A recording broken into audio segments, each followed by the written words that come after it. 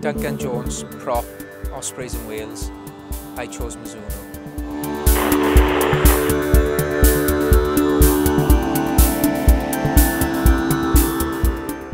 We often get labelled with a star-studded squad, but if you look through the core of our group, most of the boys are local lads really who've grown up in the area and just gone on to become internationals.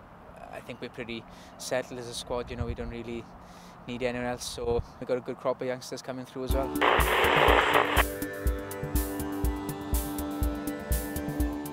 I think we've won the Magners League a couple of times now, but we've defended it poorly the next season. So there's a real sort of emphasis about defending our Magners League crown, well this year.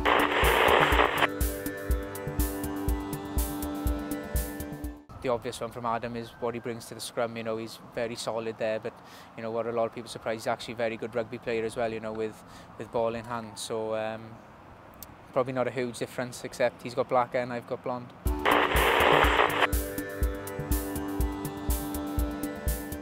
As a front rower, really, you can never forget your basics of the job, which is, scrummaging and, lifting in the line out. But certainly in the modern game, once the set piece is over now, I think everyone's sort of expected to be able to, play the game really. And it's an old cliche really, but there's no sort of numbers on the shirts. But, you can never forget what your first job is. But, certainly like to try and run about and get hold of the ball as much as possible.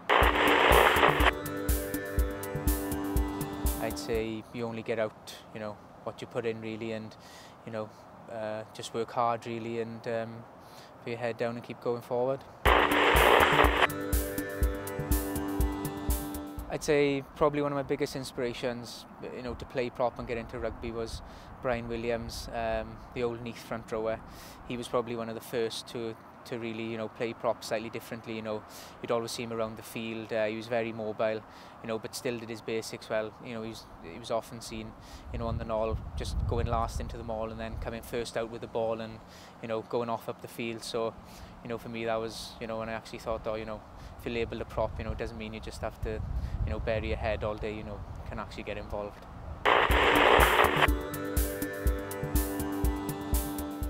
I'd probably say the biggest joker I've come across in rugby would be Steve Tandy here at the Ospreys.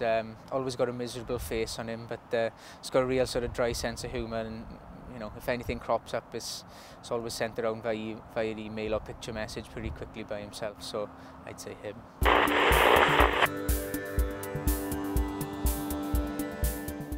Yeah, I remember, sort of being asked to captain my country, and it was a shock at first to think, you'd been asked, but then obviously great honour, and then again, you get that nervous feeling. But yeah, it was a great experience to captain my country. But I was lucky I was in a very good side with other good leaders, and those boys made my job pretty easy. It's just a blur on the day. Everything goes so quick. There's so many emotions, there's excitement, there's nerves, and you're really just glad to get on the field and play your part. But I think it's the same for most professional player. Really you don't have time to reflect back on things you've done in your career until your career's over.